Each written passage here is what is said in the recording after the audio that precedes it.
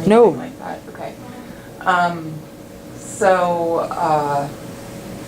I guess, is there any particular specific thing that you'd like to know about advocacy, or Not for me. any challenges that you're having with any particular group?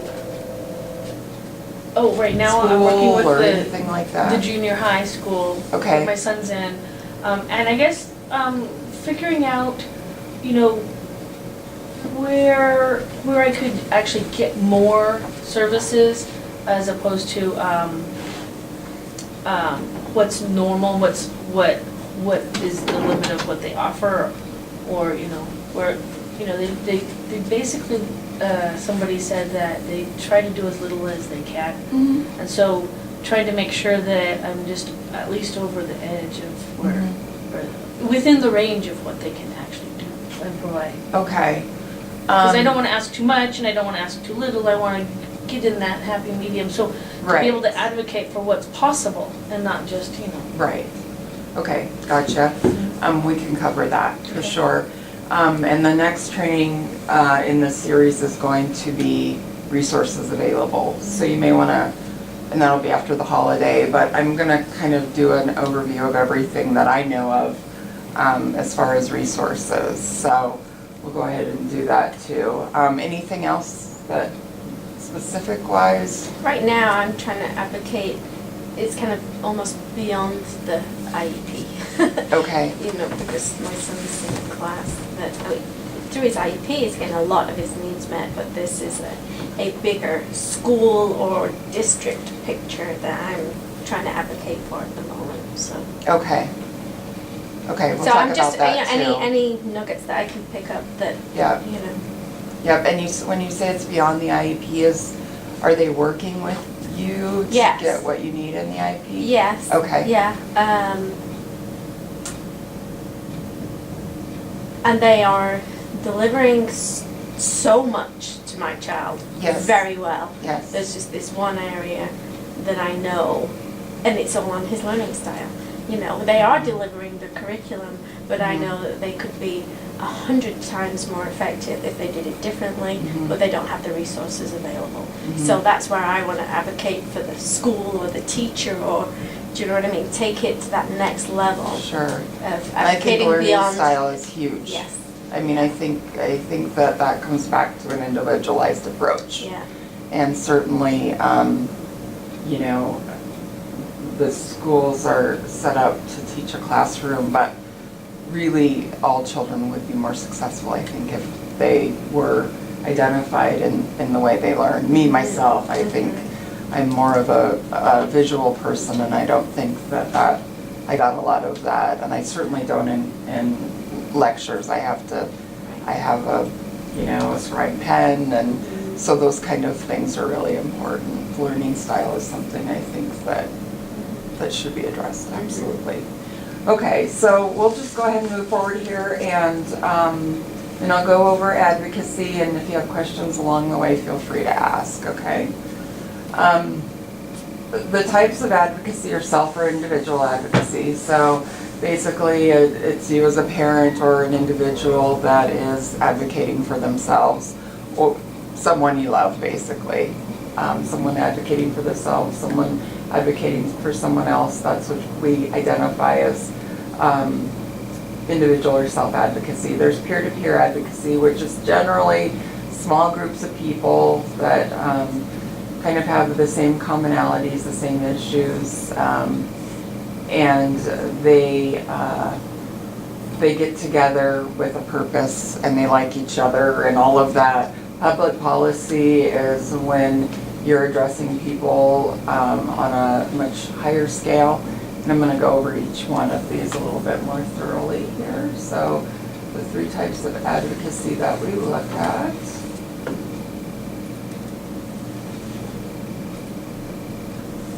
Okay, and three basic components of effective advocacy. So generally in any kind of advocacy, there's a story behind it. We don't become advocates because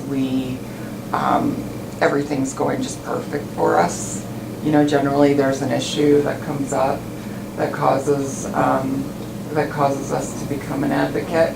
So storytelling and being able to get that kind of fine-tuned is really important.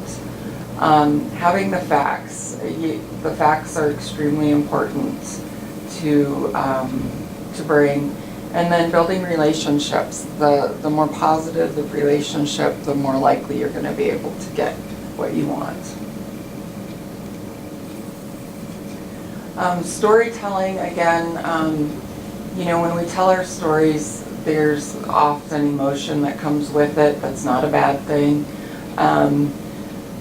But I think that being able to tell your story in a brief, amount of time, but making it effective is certainly a really good place to be. A place where, and here we say, creating the 3-minute elevator version, and that really is the idea that you could go in an elevator, go up and tell your story to whomever it may be that you want to impact. So getting it down to 3 minutes or so, and then adapting your story to support the issue. So really, I think fine-tuning that story and telling it in a way that's effective is really going to help your cause, and people will listen. I think that's where you get that emotional connection with people.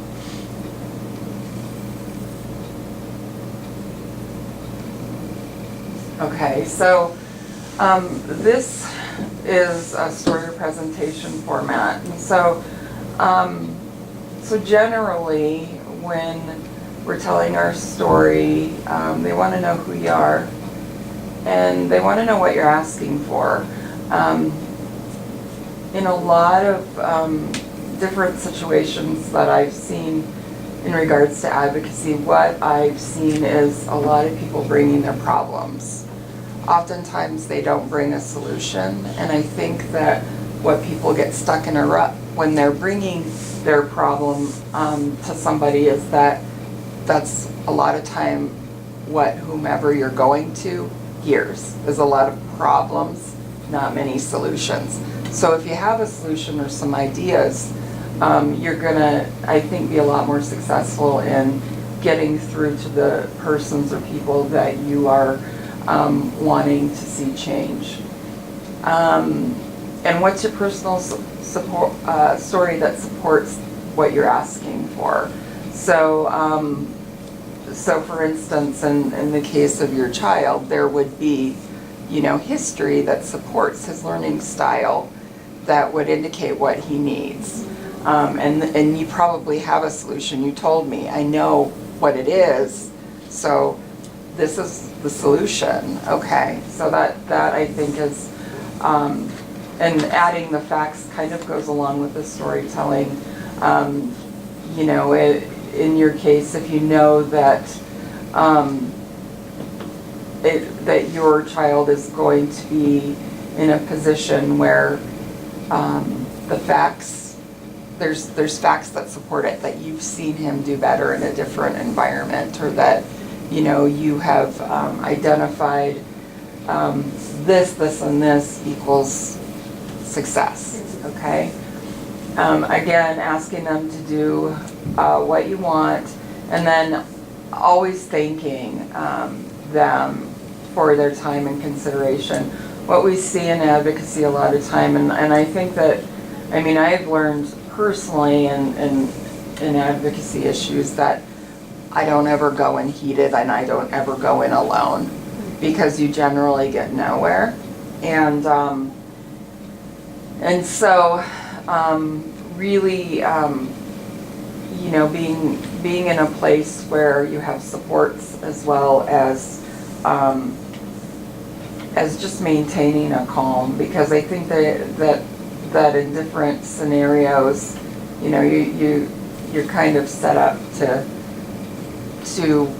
push the envelope, and when you're pushing the envelope and not getting what you want, that causes frustration, which ultimately is going to cause issues for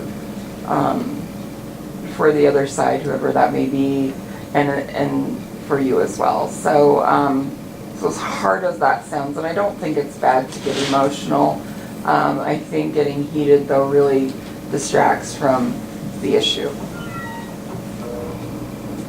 Okay, so just the facts. Find as much information as you can on the subject, and there's all different kinds of sources that you can find in regards to an issue. And this really does apply on any kind of advocacy, the individual advocacy, the peer-to-peer, or the public policy. Keeping up to date on the issue and identifying the facts is really, really important. And a lot of times you'll go into a meeting, whether it's with your representative or it's with the school district or an agency, and they may be asking questions that you don't know. That's okay. Come back with them. Say, I'll get back to you on that. And come back with the fact. You don't have to know everything, but you know your person best and you know the issue best, and getting back to them and telling them the other information is good to do. So follow up. Okay, and we talk about relationships. This is a huge one. I've seen a lot of barriers that are built in regards to advocacy because of that heated moment, or because I'm not getting what I want. Getting to know the person that you're approaching on more of a personal level, having some knowledge about their background is a really good thing. Almost anybody that's working in any system is usually online and has some kind of background on them. If you don't have the ability to find information online, there's other ways that you can get information. You can talk to people who may have had successes or not with the person, but establishing a common ground and finding some particular interest or something positive to build a relationship on is going to be another success that you'll be able to find. You need to be seen as an individual who's trustworthy and one who follows through with commitments. You want them to feel that same way. So making that relationship happen, it's sometimes a slow process. You know, we go into an IEP and it may be a cookie cutter IEP. We don't want to see that. We want to see parents telling the school what the IEP should really be saying. And we want to be able to work together. So that, I think, is one of the keys to advocacy, is really building relationships. Even if you're having some kind of difference with a single individual, you can really connect maybe with a partner, going around and going through different doors, if you will. That works. Is it? My question is that, can I just give an example of it? Absolutely. Okay, so, as an advocate, somebody was asked to do a review of a speech problem that a parent has concern for their child. Mm-hmm. And I have really no clue about how long a speech, I actually have a clue because I have a child that's been through speech therapy or speech evaluation anyway, but Right. it was kind of unusual to me, and it's just probably out of my ignorance, but I just thought, well, this person came in, got this child out of the classroom, did this. I was understanding is that did a speech evaluation. Without any. The parent had made a request. Okay. Okay, and this person happens to be in the building, met with this child and said, oh, no, there's no problem, and